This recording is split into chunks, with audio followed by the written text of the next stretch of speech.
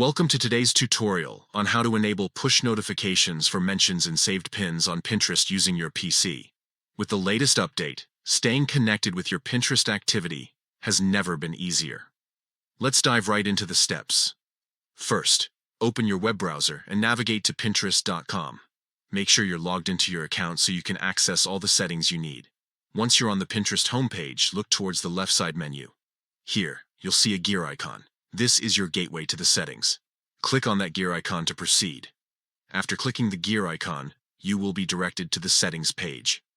From this page, locate and click on Notifications. This section allows you to customize how you receive updates about your Pinterest activity. In the notification settings, scroll down until you find the section titled Pins You Saved. Under this category, look for Mentions. This feature is particularly useful as it notifies you when someone mentions you in a pin or comment related to your saved content. Now, it's time to enable those notifications. Click on the toggle next to Enable Push Notifications. This will ensure that you receive real-time alerts whenever someone mentions you in their pins or comments, keeping you engaged with your Pinterest community. Finally, don't forget to hit the Save button at the bottom of the page.